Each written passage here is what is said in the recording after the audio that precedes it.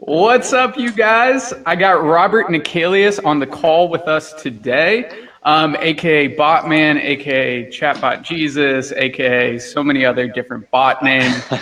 And Keep them coming. if you're here with us today, give us a like, give us a heart. If you're watching the replay, give us a 1. Let me know that you're watching replay. I always like to see who's active on these things. If you have any questions during the live or on the replay, feel free to drop them down below. But getting that out of the way, we'll just get started, and I'll have Robert just give us a brief bio about yourself. Sure, man. I just want to show everyone my cool LED lighting first. So quick bio, I've got the typical story that you've heard, went to university and graduated and started a corporate job and hated it and said, I got to do something.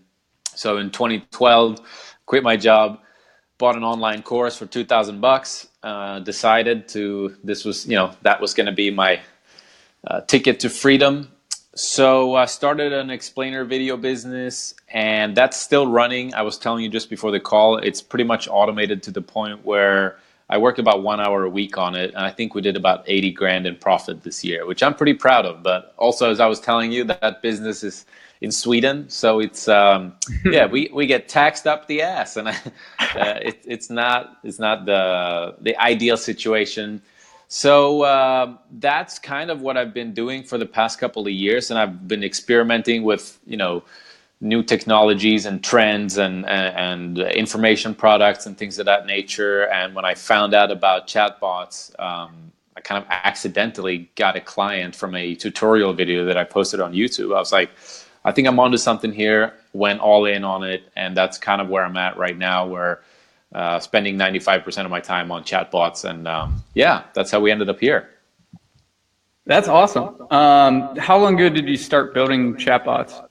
It's not long ago, man. I was telling you before as well. I've been running my Facebook group. I literally think today or tomorrow is the 6th month birthday or whatever since I started that. So it would have been just a couple of weeks before that. So I would say about 6 months probably. Nice. And that's chatbots for businesses, right? Yeah, that's the name of the group. And chatbots is kind of a generic term. You can build a chatbot for WhatsApp or Slack, or I only focus on Facebook Messenger. Right. So yeah. Awesome. So you, I don't want to put any words in your mouth, but you mainly work with Chatfuel, right? Correct. Yeah. I mean, I've worked with minichat as well, but if I have my pick, I just choose Chatfuel at the moment. That's the one I started with, and it does everything that I need. There's been some bugs where I was like, okay, this one feature hasn't worked the way I wanted to. And for those, if I have a client, for example, I might have just gone with minichat for that one. But primarily, Chatfuel. Yeah. I know a lot of people want to know the big differentiators between Chatfuel and minichat. So can you go into that a little bit? Sure. I mean, at the end of the day, they're very similar because I don't really care so much about like what's on the inside. I care about like what can you do with them? What can you accomplish with them? And in that respect, they're very similar. Okay. I see people get crippled by them a lot. I would say that you have a little more freedom to do things that you want inside of Chatfuel. And I would say that ManyChat is a little more user-friendly for your average bear. And it's a little more geared, actually a lot more geared towards, providing you with marketing tools and things of that nature. So at the end of the day, they pretty much accomplish the same thing. If you want a more hands-off approach and maybe, don't want to go all nerd on it, just go with ManyChat. And if you really like it, and, I built a whole game, for example, I built a game using Chatfuel, and I don't think I could build that same game inside of ManyChat, but I'm not 100% sure about that. So, I went through that game a little bit. It was pretty cool just see the functionality and how it was just counting different things. But if you don't mind, after this call, drop that link down below in the comments so everybody can try out that game. Yeah, for sure. It's pretty freaking cool. Cool. So what are the industries that you've worked with to build bots out for? There's been let's see here. One of the main companies or industries that I built with, they sell clothing, and they basically, anybody who's using Facebook a lot to generate new business, they're the ones that get the most out of it. So there's this clothing company who they work with Facebook groups a lot. So they've got, Facebook groups of tens of thousands of people, all these kind of resellers. So for them, messenger bots have been really, really good. And now in the past couple of weeks, I've really found like the absolute best way to use bots. And it's for anyone who wants to kind of schedule a sales call. So you're talking, coaches and consultants, done for you services like web design or lead generation, PPC like AdWords or Facebook ads. Anyone like that can use a chatbot to generate a sales call. And if you can generate sales calls, you're going to generate more business. So that's kind of where we're putting most focus right now, because I'll tell you some of the stats that we've been able to produce recently, and it's a no-brainer as far as that goes. Awesome. So what are your favorite ways to get subscribers to your bot? My favorite ways would be probably just providing a lead magnet, kind of the traditional sales funnel, right? You send people to a landing page, they pop in their email, and they go to the next page, and you deliver the lead magnet there, whether it's a video or PDF or whatever. I like doing that, but just keeping everything inside of the bot. That's the one thing I realized is whenever I took the whole funnel and put it all inside of the bot to the point where they literally didn't have to leave Facebook, from finding out about us to becoming a paying customer. Yeah, that's when I was like, okay, now I can really see dramatic results here. So absolutely, but that's been probably the best way. And as far as the technology goes, you can send people a link, they can comment on your post, you can put the little plugin on your website so they can interact with your bot there. They have these parametric codes where you can scan this little code, and so there's a bunch of different ways. I think 5 or 6 different ways that you can get people inside of the bot. But at the end of the day, if you provide them value, that's going to draw them in, right? That's the thing that's going to get them to actually engage. Absolutely. And one thing, I feel like that code is super undervalued, especially working with local businesses. I've been working 100%. With restaurants and with coffee shops.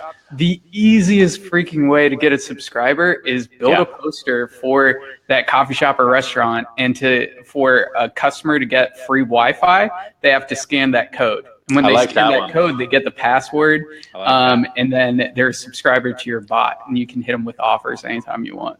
I like that, and you're absolutely right. I haven't seen one actual case like with my own eyes where somebody actually used parametric code. But you're right, cafes and I was thinking about festivals and stadiums and things like that. I mean, there's so many different use cases where again you draw them in with something, you offer some type of value, and you just walk them through the 2 little steps that they have to do to scan the code in Messenger. And boom, there you are. Like you could have a menu with, in your cafe, you could have a menu, and each coffee could have a different code, and they just scan it and pay for it right inside Messenger. Send an email to the barista saying, hey, make guy at table 43 latte, for example. Totally automated. Pretty and badass. That's insane. And then like also with the bots, you can like another good way to sell a restaurant is tell them, hey, can your paper menu upsell somebody? Like, let's say somebody wants a steak and they click on the bot that they want to buy that steak. And then the bot could be programmed to say, hey, these red wines pair great with that steak, and upsell them. You don't see a paper menu doing that. Yeah, exactly. Now there's tons of use cases, and that's one of the things that I'm really excited to see is like hotels, restaurants, bars. How are they going to start using this? Because the technology is pretty simple. Like anybody could, I've been doing this for 6 months and I'm already the Jesus, right? No, but you know what I'm saying? It's not uber difficult. So it's an exciting space. Yeah, absolutely. And I feel like people that haven't like dove into Chatfuel or minichat really don't know how easy it is to build out these bots. You know kind of more the advanced techniques, especially in Chatfuel. What are some like cool things that you've learned recently of like advanced functionality within Chatfuel, like what you can do with it? So one tiny little thing that I didn't know is that you can use math inside of there. And that sounds like kind of nerdy and like, what am I going to do with that? But as soon as I learned that you can actually use math, meaning I could have a variable called health. Okay, let's pretend I'm making a game and I have this variable called health. And let's say when you join the bot, I set your health, it equals 1. And then I make it so if you click a button that says eat an apple, then I can make it so when you click that button, health now equals the current health value plus 1. So all of a sudden your health goes up to 2.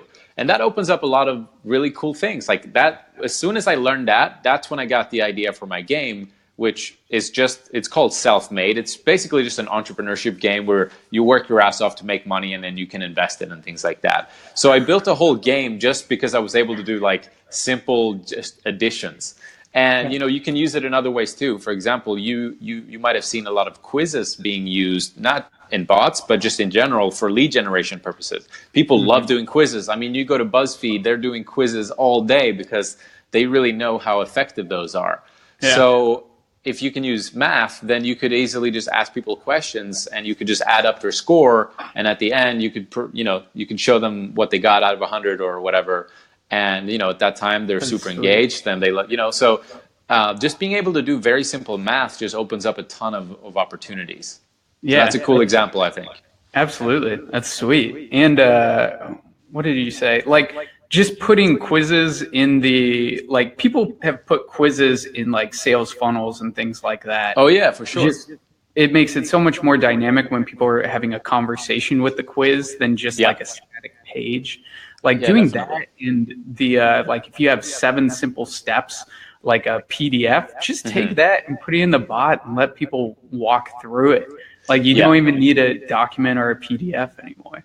No, exactly. And it's also, you can play on that curiosity a bit where it's like I built a bot quiz called Which Entrepreneur Are You? And there's like 8 different ones. And then based on your answers, I'll tell you at the end which one you're more like. And people just love that stuff, People are like, oh, I want to find out which of these 8 entrepreneurs I'm most likely, So that's dude. Can you put that one in the comments too? For sure, man. That'd be sweet. I'll make sure to do that.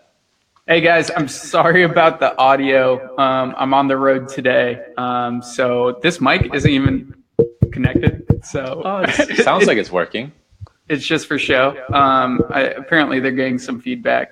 But if you guys are liking the information, hit the like button or the heart button down below. And any questions you have for Robert, he can answer any little bit of your chatbot, messenger bot questions. So this is a great opportunity for you guys to ask him. And I told people to do that because I am running out of questions. But the customer chat, what have you done with that, putting it on somebody's website? What have you done with that has been like super cool or unique? I haven't played around with that too much, if I'm honest. I've done the obvious thing, which to me is answer. So for people who don't know, what you can do is once you build a chatbot, you can effectively take that bot and put it on your website, the same way that you might see one of these live chat plugins, rather than it being Drift or, what's the other one, Intercom. You could have basically your Facebook Messenger right there, and you click on it and it kind of triggers the bot.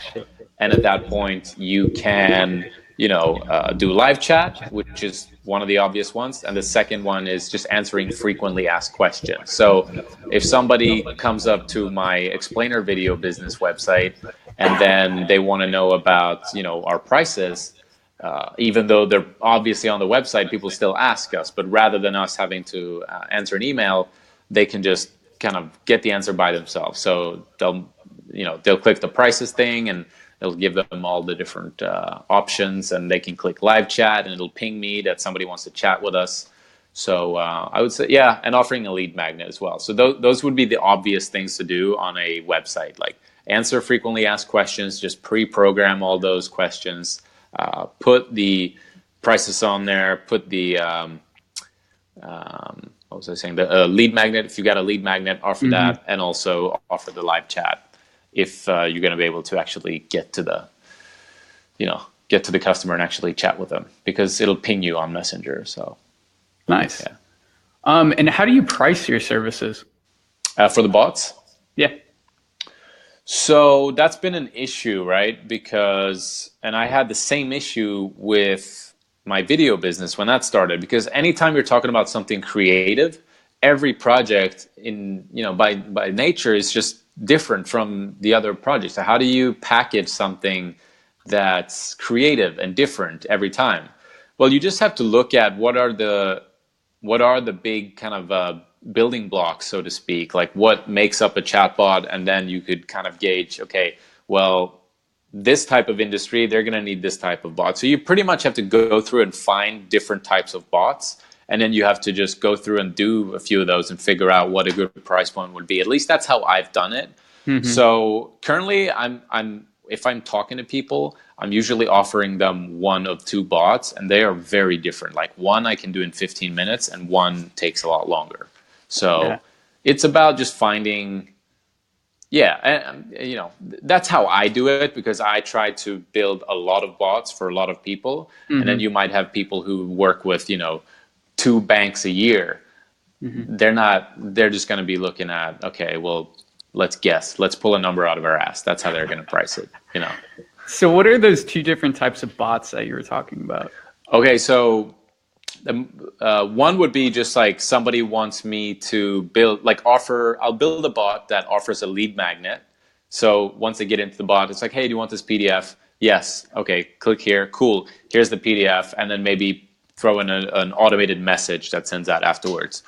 So that's kind of, the basic of the basic. And then the other bot is this kind of whole funnel with a video, call scheduling, automatic follow-up. If they're, after you schedule a call with us, you go through a survey. And if you leave after question 3, I'm actually going to send you a message 30 minutes later saying, hey, you didn't finish question 4.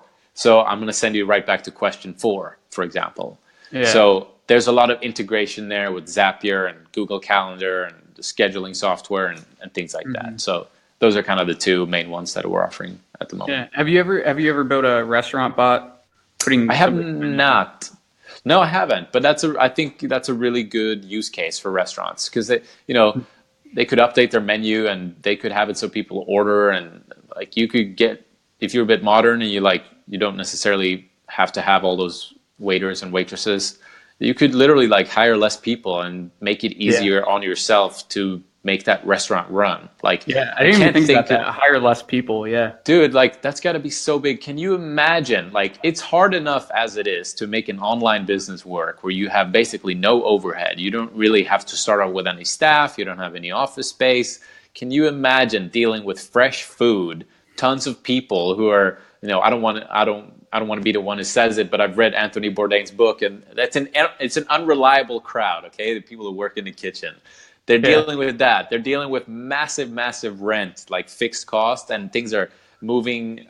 Can you imagine running that type of business? And most restaurants don't make any money for years, and on top of that, you have to hire a bunch of staff, right? So if you could make that burden a little easier on yourself, I think you're going to increase your chances of having a successful restaurant. So yeah. Absolutely. And then with the restaurant, you have a setup fee, and then you can charge them monthly maintenance if they want to do anything else with their menu inside of the bot. So for sure. And there's new things happening all the time with the bots too. So the whole maintenance thing, I think, makes a shit ton of sense from a client's perspective. If you're smart and you realize how much this thing is changing, and whoever built your bot for you is actually on top of things, if you're paying them a monthly retainer, just ask them once a month, what's new with bots? What can we add? Because there's just things happening all the time. The Facebook, the website plugin thing, that just came out a few weeks ago. So yeah, exactly. They're becoming way more dynamic now. Yeah. So when you're selling your chatbots, what are some points you like to hit, some facts you like to throw out to really get the point across that this is a necessity for businesses nowadays? It's a good question. So you're obviously familiar with my man Johnny, who he kind of takes care of the sales. He's the salesman of this team. But if I show them that I built a bot that we launched a week ago that scheduled 24, strategy calls for us and closed like $10,000 worth of business in 1 week. If you're not interested in that, then it's like, do you want to fail, or like, what's going on? So I would mention case studies, and another one, because those are just factual. So another one was that we built, when we did our webinar a couple of months ago, we decided, again, like, let's just forget about the old structure of having a funnel with the website and stuff. Let's forget about email. Let's do everything in the bot.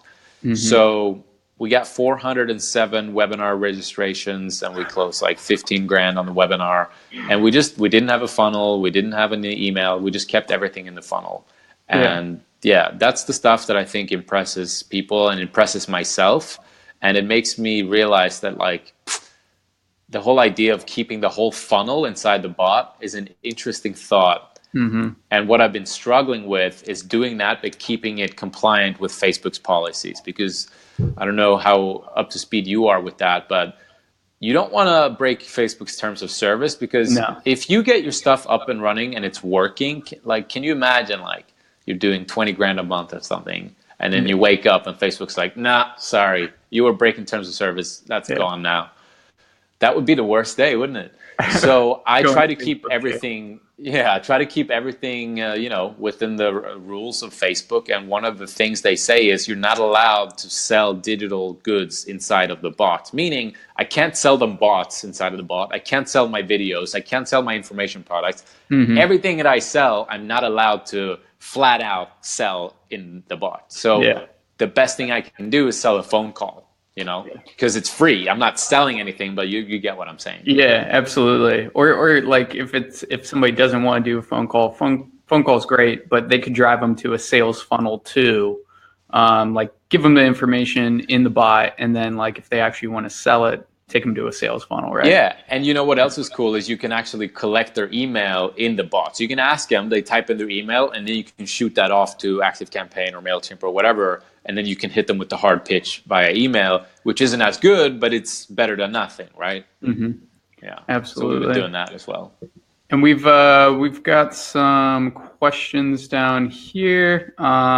Tony is asking, what's the most complex thing you've done with a chatbot?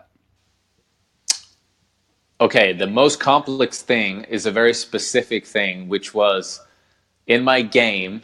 The way it works is you click a button that says work, and every time you work, you make money. But also every time you work, you get experience. And so you start off at level 1, and once you get like 100 experience points, then you go to level 2. But level 2, to go from level 1 to level 2 is one thing. To go from level 2 to level 3 is harder by 100 points. And to go from level 3 to level 4 is harder than the previous one by 100 points. And believe it or not, dude, I had to do, like, every time I have to calculate that, I had to do 4 calculations, and it took me like a whole day to figure it out. So I know I'm aware how nerdy I just went here on this little live stream. But you asked me, and that was the most I guess unexpectedly advanced thing that I had to do with the bot. That's funny. And then Victoria's asking, how much would you charge for a basic bot that has a welcome message and a menu and FAQ? This is for gyms. So I don't know. I'll take this question because I've sold plenty of bots to gyms. And it's not necessarily I sell the bot for the welcome message, for FAQs or the menu or anything like that. I sell it as a lead generation method.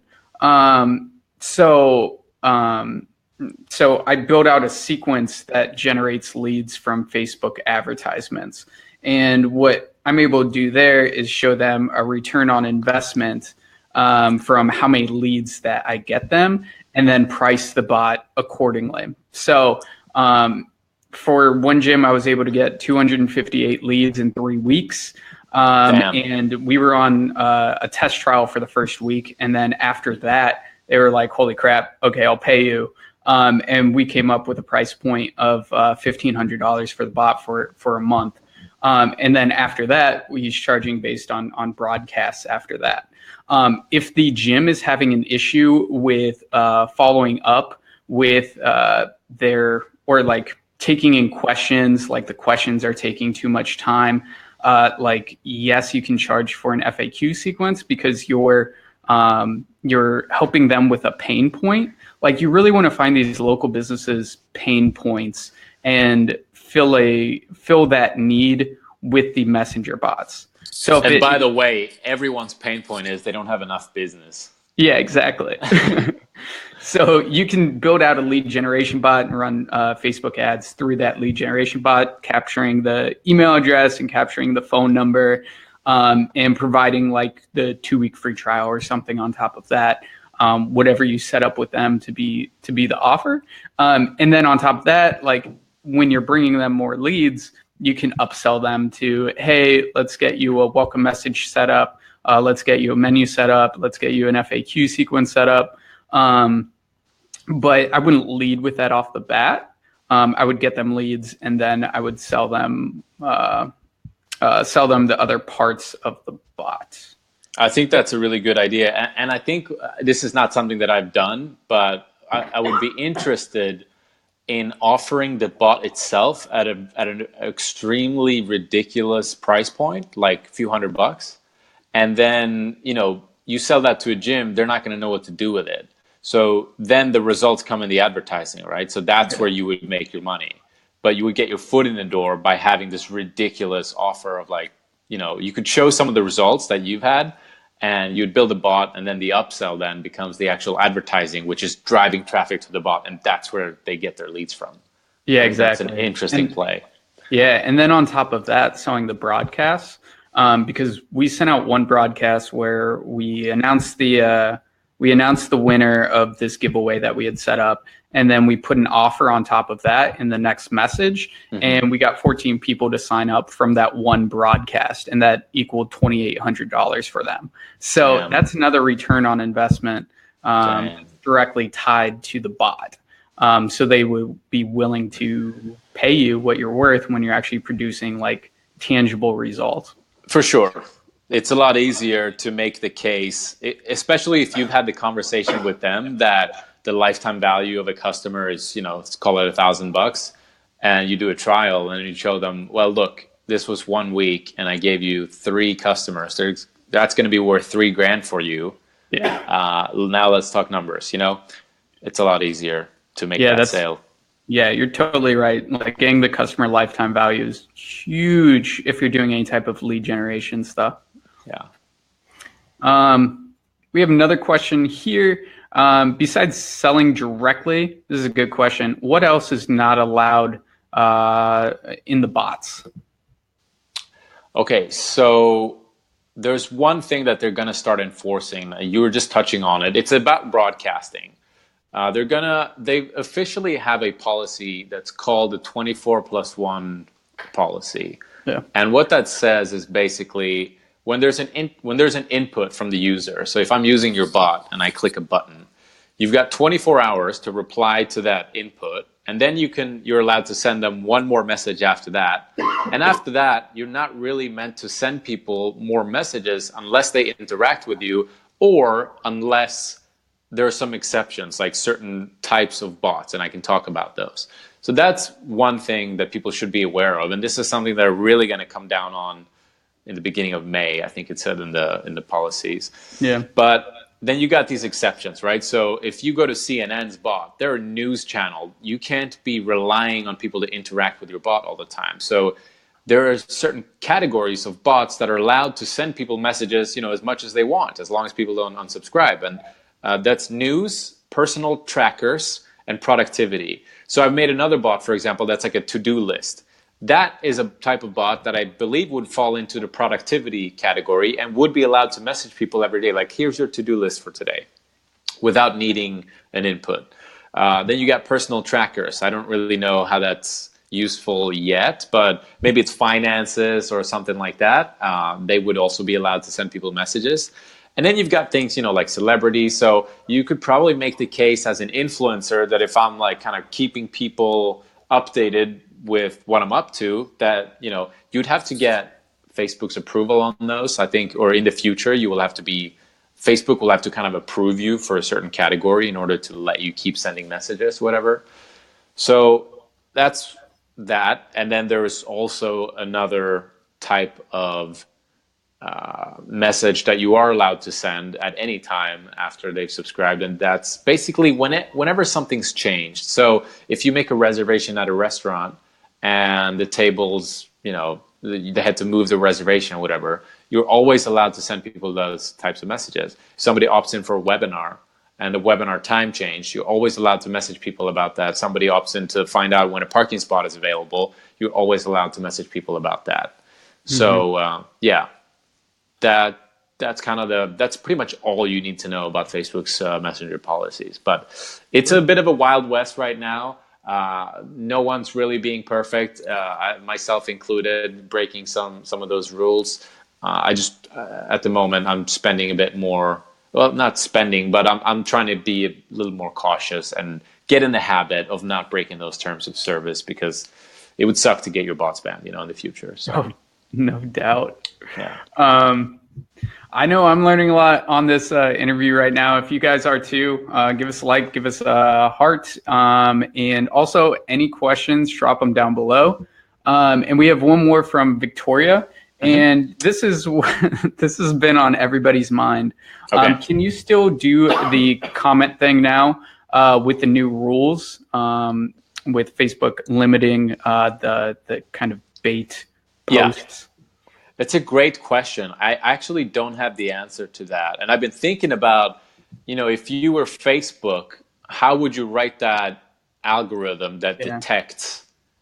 And to me, it's kind of like, well, if everyone's commenting the same words, well, that's probably, what do they call it? Engagement baiting. So I don't know, to be honest with you. I think they're going to find a way. I personally think they're going to find a way to distinguish, you know, the comment trigger thing from, you know, you're still going to be able to get engagement from people. They're not going to try to deter people from commenting. Facebook likes that.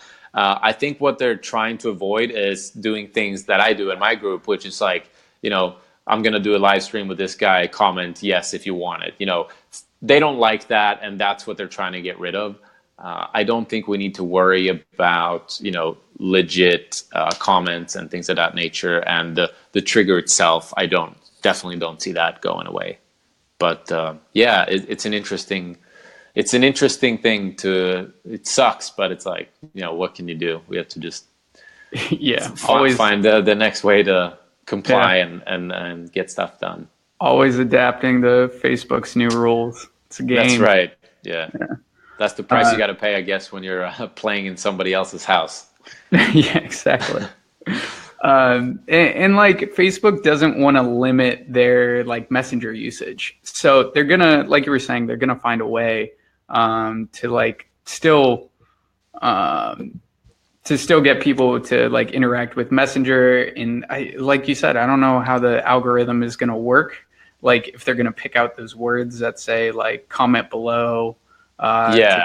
Whatever.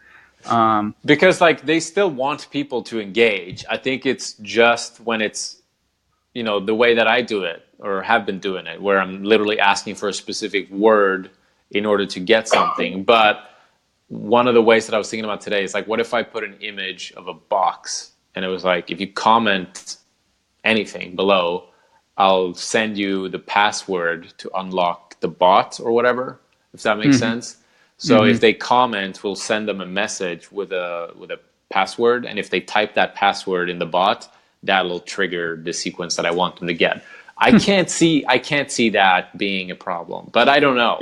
But you know, if they comment whatever they want, then it should be okay. If we're asking people to comment pineapple, then I can see Facebook going in and saying, okay, well, everyone's writing pineapple here.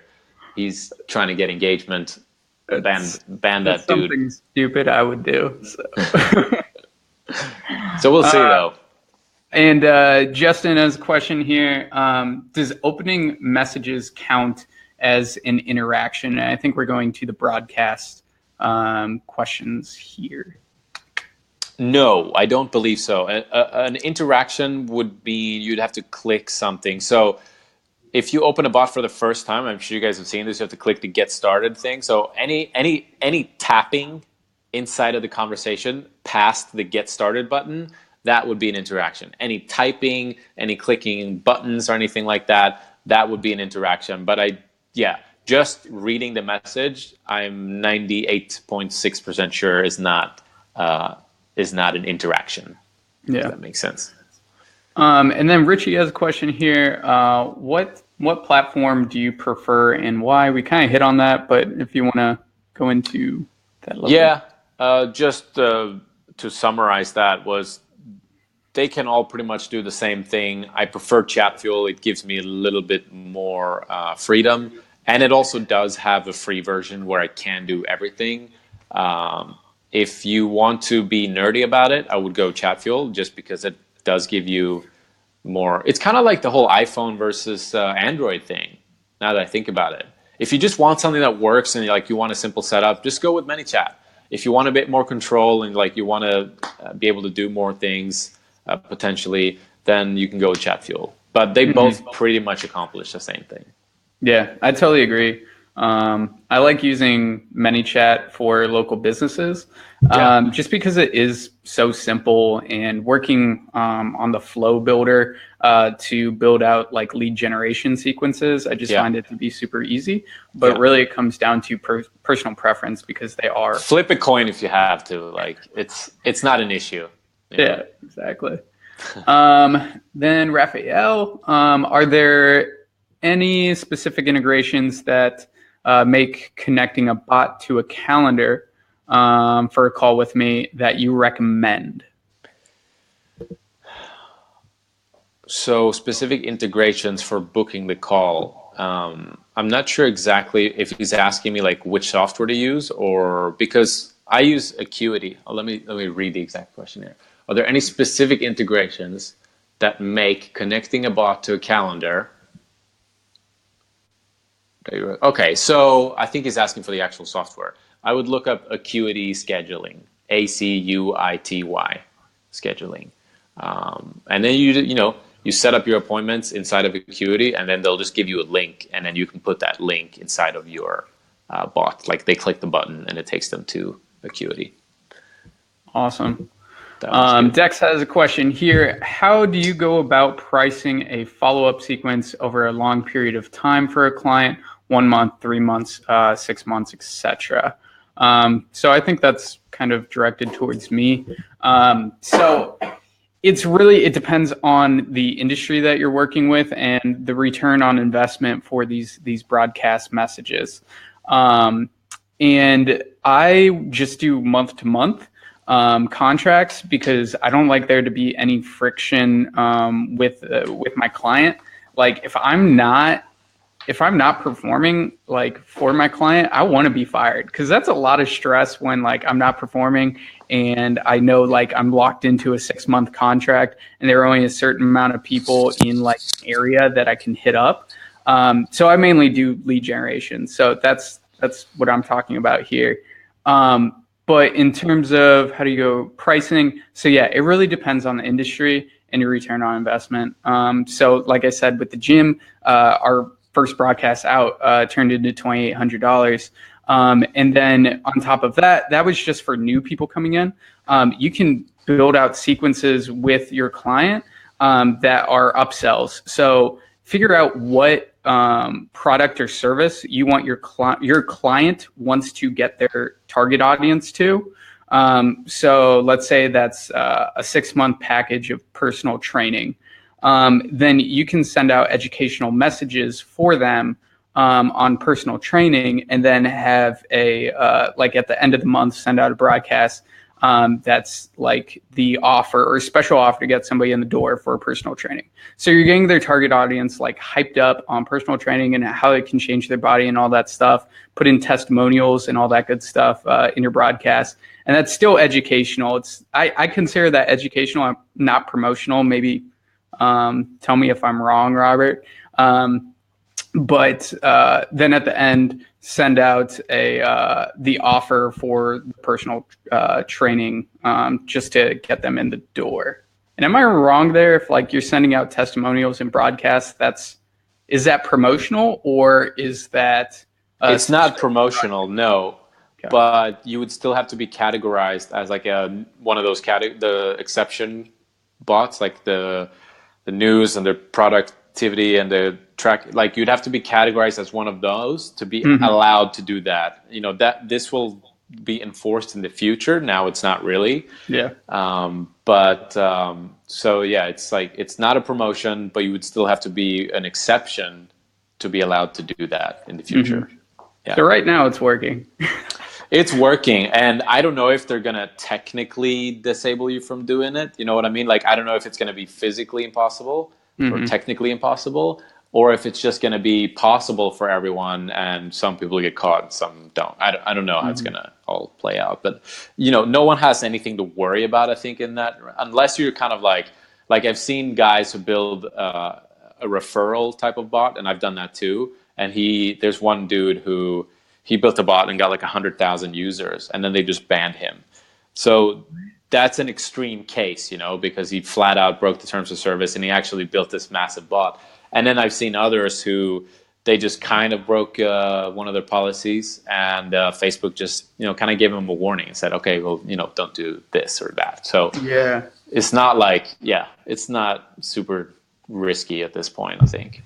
100,000 users though, that's ridiculous. Yeah, he built this referral thing where you're incentivized, and that's another thing that sucks actually. I don't remember where I read it. I couldn't find it again, but since he got banned, I'm pretty sure that's proof enough. You're not allowed to incentivize people to share the bot or like to get people. So they're not allowed to get something out of it. You know, you can tell them like, please share it, but if you know, do like refer 5 people, get an apple. Yeah, you can't do that. The best deal in the world. That's funny.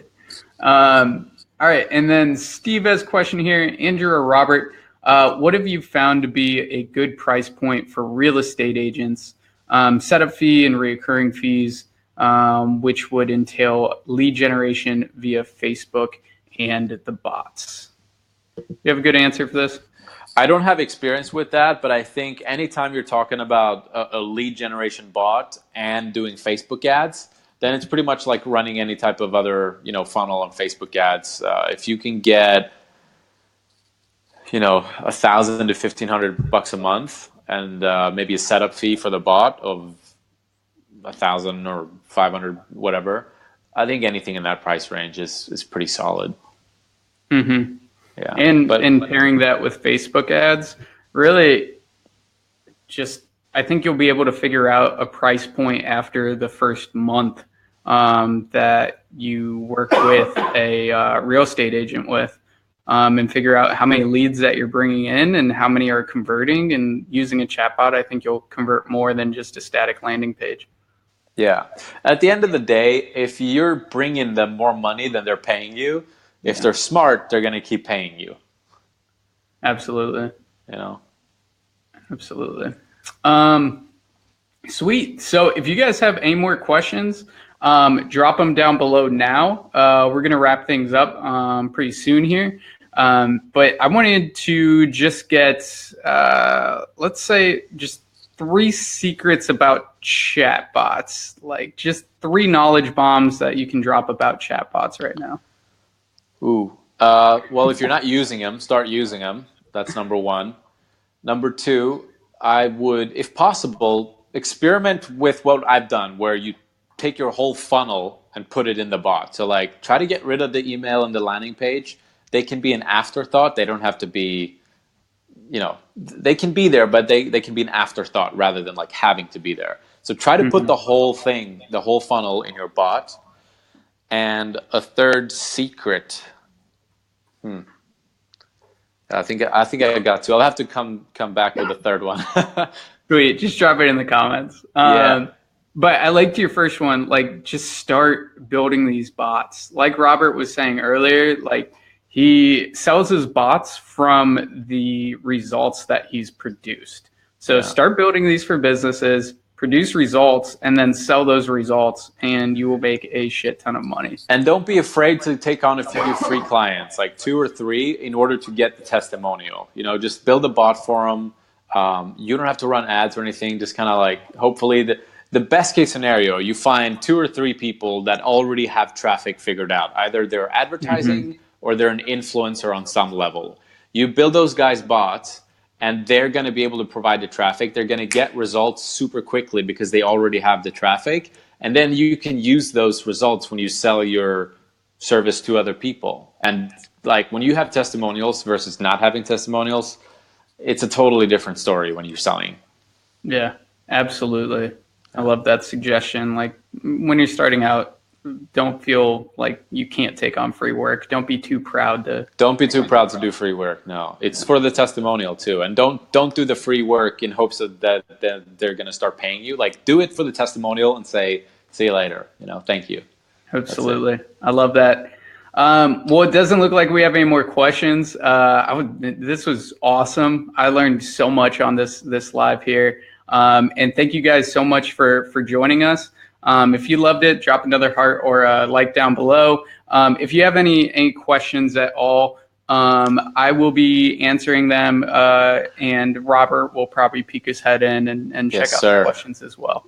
Yes, sir. So, thank you guys so much, and what is today, Wednesday? Have a good rest of your week. Nice save. Thanks, guys.